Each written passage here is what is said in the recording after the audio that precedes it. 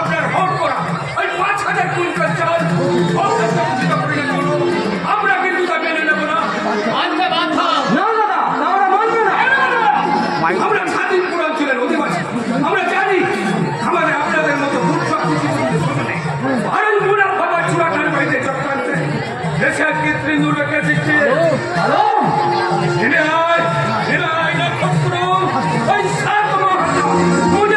বারান্দা থেকে নেমে হয় এই পল্লী বাংলার করলে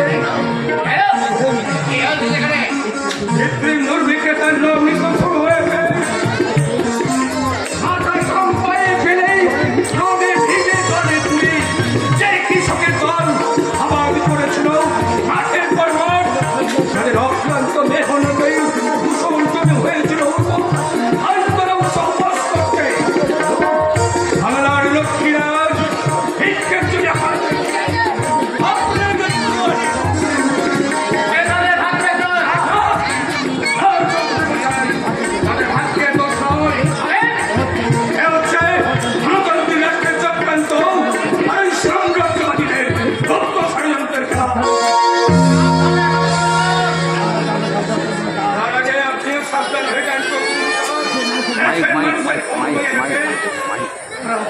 জানতে পেরেছি আপনাদের কৃত্রিম দুর্ভিক্ষ বাকি ইতিহাস চমৎকার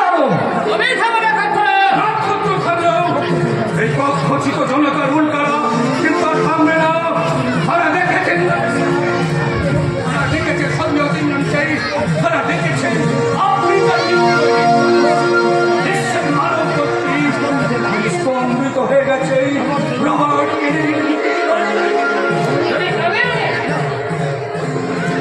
কেন পুলিশ না করেছে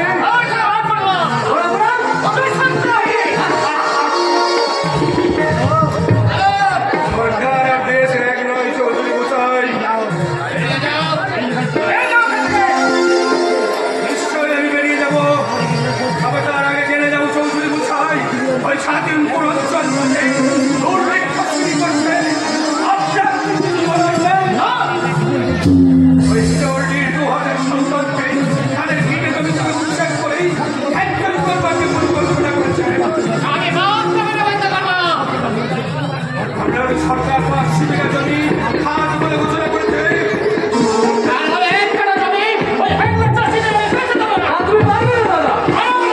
কেন এই স্বাধীন পূর্বাঞ্চলের ভূমিহীন কৃষকের এই বাংলাদেশের হিরণ্য কৃষক প্রতিনিধি হিসাবে আর এই বুনিয়াদী বিদ্যালয়ের শিক্ষক আব্দুল আলম আপনাকে শেষ করে জানিয়ে যাচ্ছে ওই দেশের মুখ থেকে দুর্নীতি দূর করতে আর ওই 500 বিঘা জমি ভূমিহীন কৃষকদের মধ্যে বন্টন করে দিতে আপনাদের সঙ্গে আমাদের চলবে আমরণ আপসী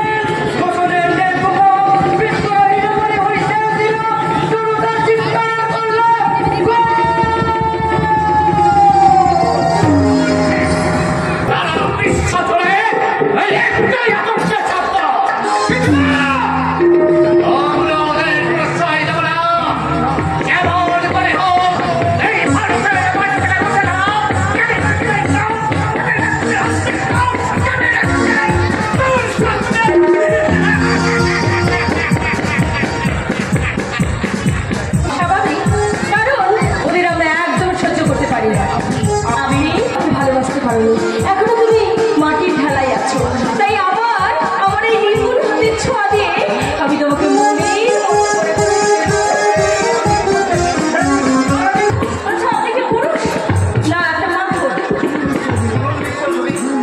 চৌধুরী নয়, শুনুন নয়, শুধু মিস চৌধুরী। এই তো মাই ডিয়ার, মানে এতক্ষণে ঠিক হলো। কিন্তু একটা কথা, দাদা বা অন্য কারোর সামনে তুমি কিন্তু আমাকে মিস চৌধুরী বলো, ওরা যেন কেউ জানতে না পারে যে আমি শুধু তুমি আর আমি। তুমি লুকিয়ে থাকবে আমার এই মনের মধ্যে, আর আমি ডেকে ডেকে খুঁজবো কেউ কাহা, কেউ কাহা, পাপিয়ার মন আছে প্রিয় প্রিয়া, প্রিয় প্রিয়া থেকে যা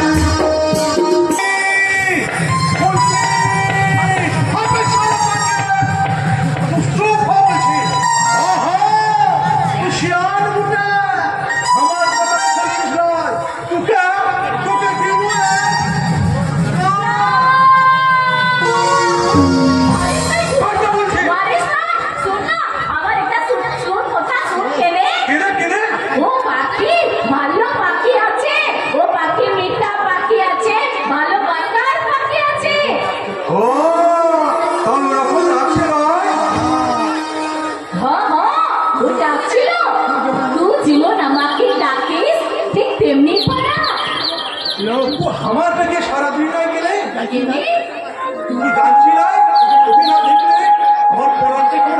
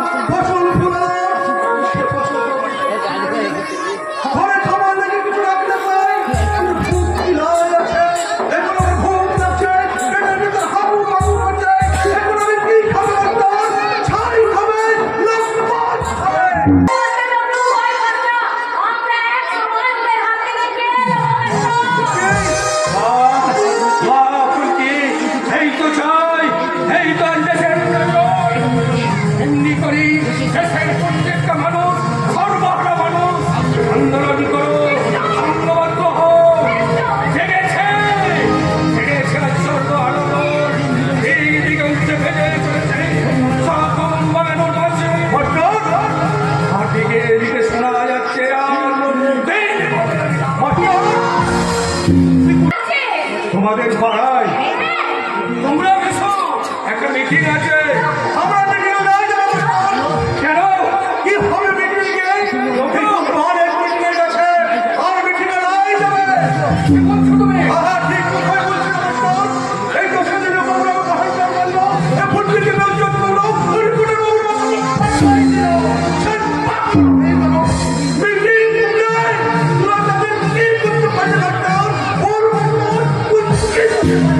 আসতে হবে। এই কবি আসতে হবে।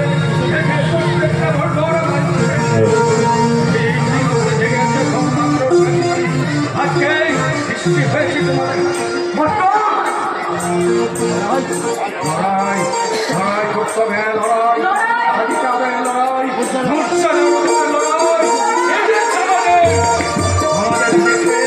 আমাদের দেশে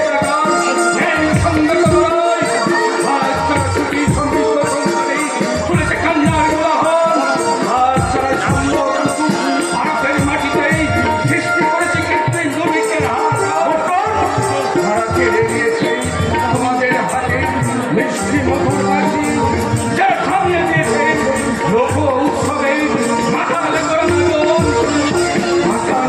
আগুন ভেঙে টুটি কেটে বলবে তবে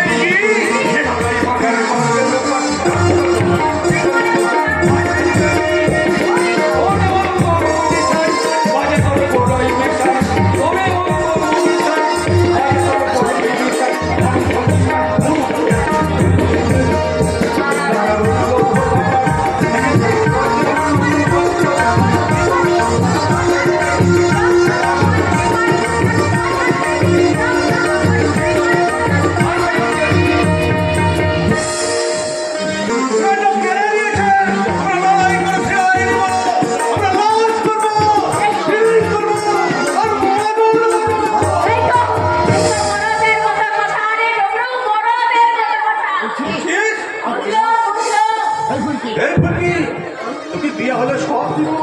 এখন তুই কি কি নিবি বললা কি দিব?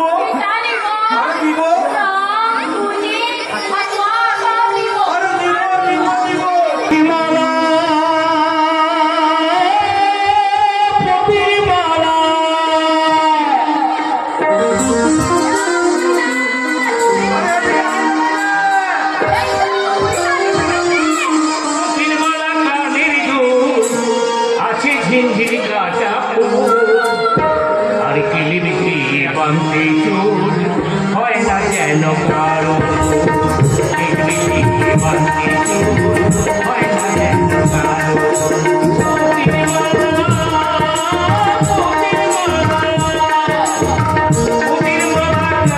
কারো আছে ঝিঞ্ঝি রাজা হয় না যেন কারো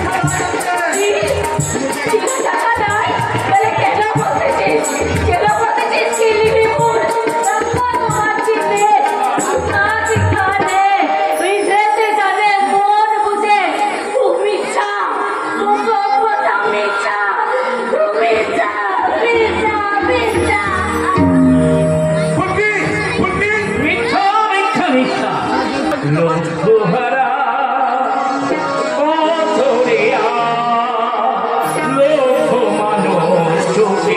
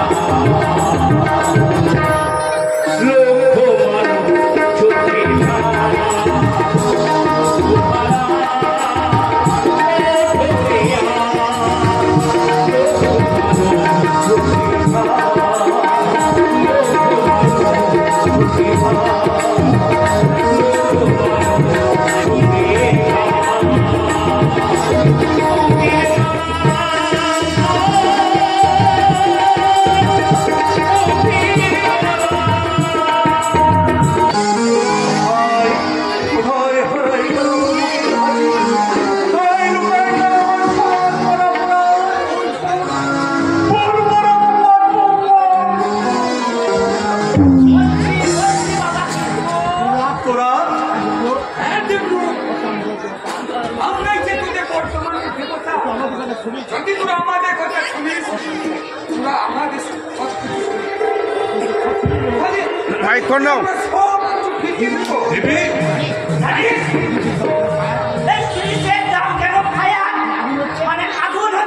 কিনে কিনে ওই আলো মস্তানের জন্য ওদের চিংড়ি সে যদি জল না করতো, ওদের কথা শুনে তোরা যদি হই হুল্লা না করতিস, মিছিলে না যেতিস, তাহলে তোদের কিছুই হতো না।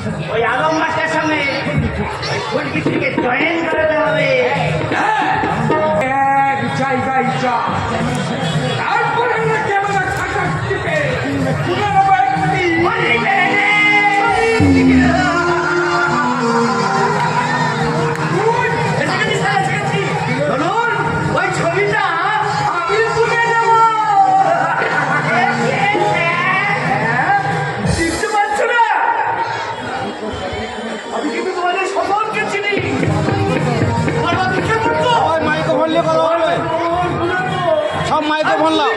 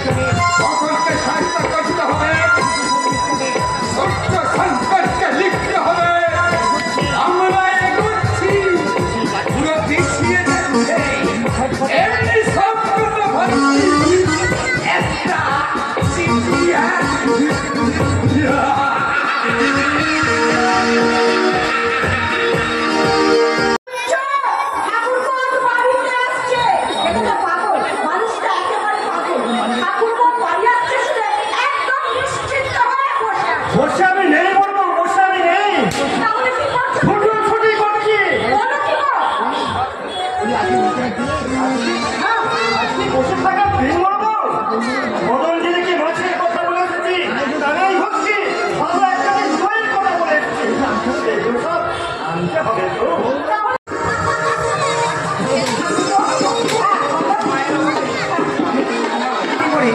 তার নাম পাপিয়া, দেখতে সুন্দর চমৎকার, তোমাদের ছবি তার কাছে কিছুই নয়। এসব কি হতো ভাগা, এসব কি শুনছি? তুমি বলো। শোনো বৌদি, এ প্রসঙ্গ আমি চেপিয়ে রাখলাম, কিন্তু ঘটনাচক্রে যখন প্রকাশ হয়ে গেছে আমি আর লুকিয়ে রাখতে চাই না।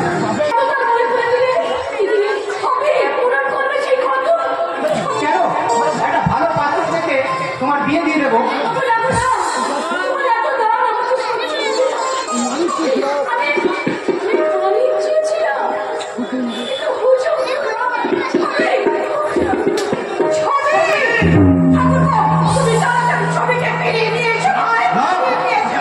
পাপিয়াই হবে ঘরে, হবে এই বাড়ির ছোট বউ।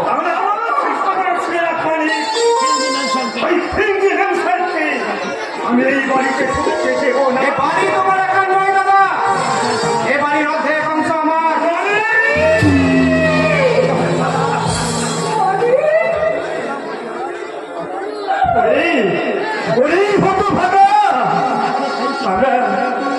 আমরা যে তোকে না দিতে খাইছি, বন্ধন দিয়ে তোকে আমরা লেখাপড়ার জন্য কলকাতায় পাঠিয়েছিলাম। মিথ্যা কথা।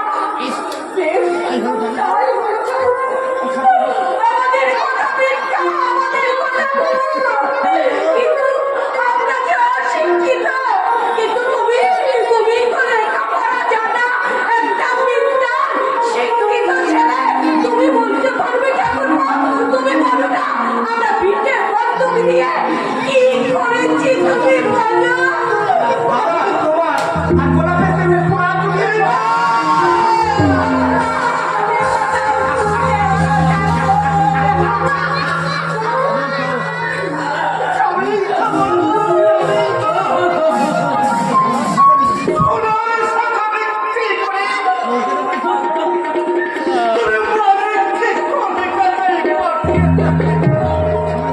সামান্য সোনার টাকা দিয়ে আমার মাথাটা তোমরা কিনে না করি। তোমরাও আমার 9 লাখ টাকা, 6 মাসে 9 লাখ টাকা তুলে নিয়েছো। সোনার টাকা নেই, সেই টাকাতেই শোধ হয়ে গেল।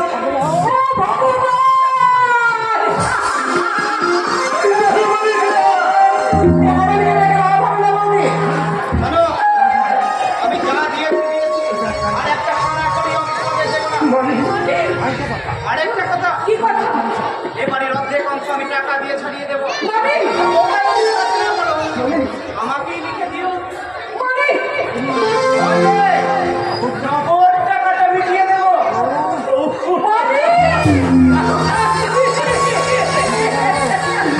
মিটে গেল, মিটে গেল, মিটে গেল। আমাদের মালিক সব মিটিয়ে দিয়ে গেল।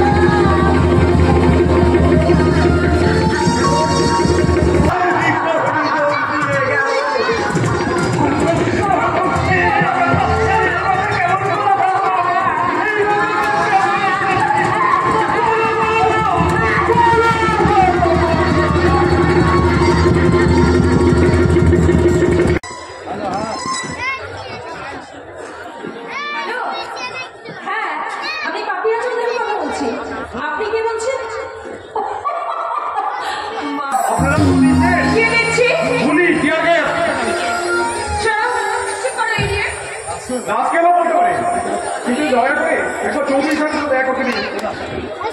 কোনো ব্যাপার নেই। সার্টিফিকেট এনেছেন? ঠিক বলেছিস ছোটদা, আমার তো একটু খেয়ালই ছিল না। কোনো কিন্তু নয়, কোনো মন্ত্রী, কোনো এমএলএ কিংবা কোনো গ্যাজেটেড অফিসারের সার্টিফিকেট এনেছো? পৃথিবীর দিকে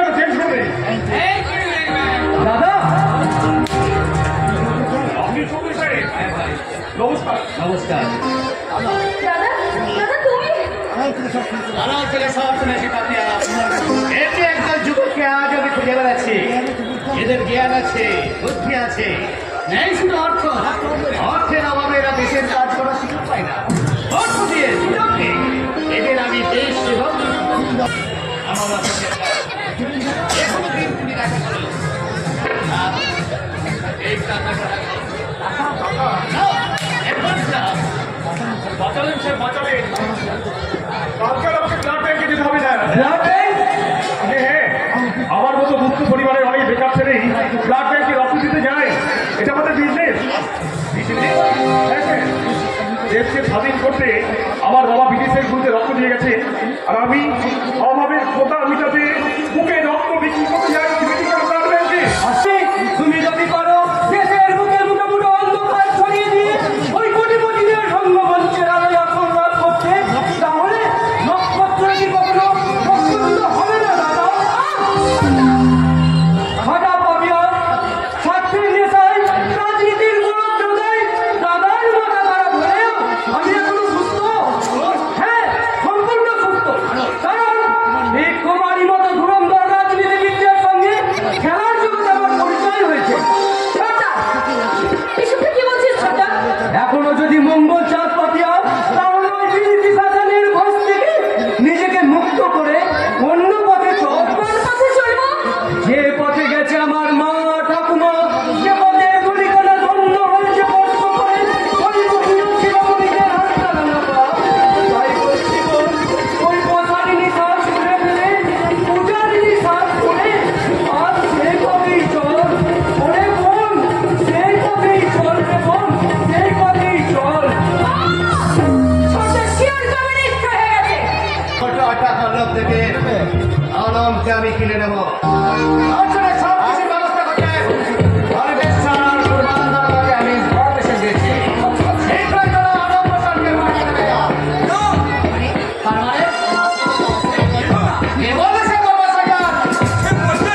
আমার যাবার সময় নেই। কি? এত দূর? এই সূর্য সরকারের জাত মজা তোমার সামান্য একটা ছোট।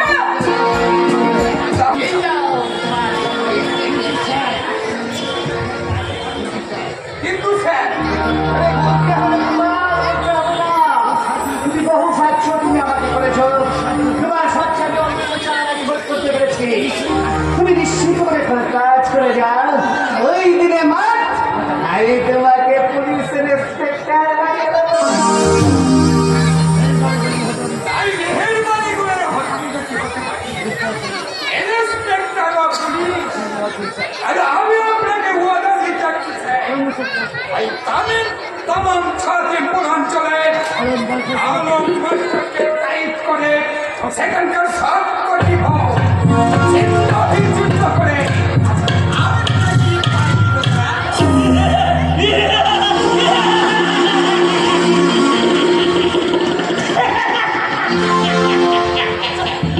এতো দেবী কুরবানি টাকা তো তুমি আমার কাছে কম খাওনি। আমি জানি জনগণ আমাদের চাই না, তবু ওদের মাথায় ওদের রাজত্ব করছিল কুরবানির সাথে। দাদা, এক্ষুনি তুমি ওয়ারেন্টি অফিস থেকে ডেকে পাঠাও। কালে আমরা হিজল ডিজিট যাবো, আর আজ রাতেই আমাদের রিহার্সাল দিতে হবে। নাটকে দাদা, যে নাটক অভিনীত হবে ওই হিজলডির মঞ্চে, যে নাটক ওই হিজলডির মঞ্চে অভিনীত হবে, যে নাটকের ভিলেন হবে ওই আলম মাস্টার, যে ওই আলম মাস্টারের বুকে বিষাক্ত ছুরি বসাতে হলে মানিককে হতে হবে প্রধান নায়ক। আর সেই অভিনব নায়ককে সাহায্য করতে এই পাপিয়া চৌধুরী সাজবে প্রধান নায়িকা।